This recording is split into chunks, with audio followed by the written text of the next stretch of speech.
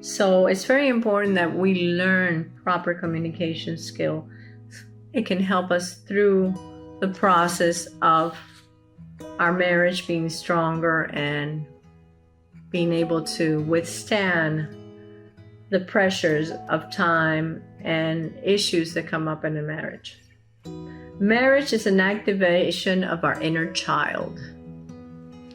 When we get married, like I was stating before in the awareness module, we are bringing all our stuff. We're bringing stuff that hurts us. We're bringing stuff that makes us happy. We're bringing stuff that we expect to make us happy. So it is a activation of our inner child. The emotional triggers are related to our past and beliefs. The purpose of couple communication and proper couple communication is to work out the conflicts and transform the conflicts into an enrichment, growth opportunity as a couple. So conflict is going to occur. Maybe with some couples it occurs less than with others. It depends how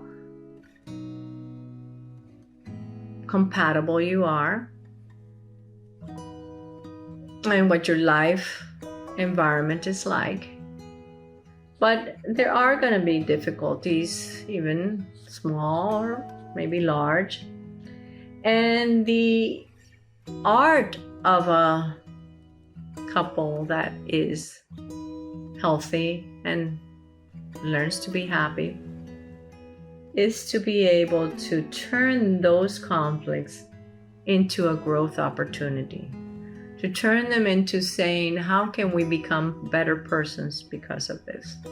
How can our marriage be better because of this? So I am going to give you some techniques, which you will also receive in a handwritten cheat sheet that will show you some of the important aspects of communication. Okay? So we're going to start with rule number 1. Rule number 1 is to listen. Just to learn to listen. Shut off your mind so that you can listen, so that you can be able to hear what the other person is saying. The other one is to practice being the mirror. And this is a very interesting technique. In a marriage, in any communication, in any interaction, there's the messenger and the receiver. So each of you is going to have a chance to be the messenger and be the receiver. We're going to talk about this exercise a little more later so that you can practice it as part of your homework. One of the important things about being the receiver and the messenger is to not have assumptions. When I say no assumptions, and we've spoken about this before, the assumption is when you are already predicting how your partner needs to act or maybe how they're going to react. So there's two ways. If you're predicting your expectation of how a partner needs to act, then you are already setting up a scenario. And if your partner does not respond in the way you like, chances are you're going to be upset. So it is important to realize, do you have an expectation of what your partner needs to do?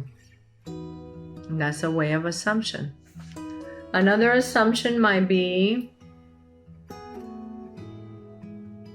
the guessing of feelings that your partner might have. Oh yes, my partner is sad, or my partner is angry, Maybe my partner is angry with me because I see my partner being sad, and maybe that's what happened. And you start building a story in your mind. As you build this story, you lose track of what's reality because you're no longer in the present of the situation that's happening right there. You're bringing in bag number 1, bag number 2, bag number 3, and before you know it, you really are not paying attention to what your partner is saying. So, no assumptions is a very important part of it.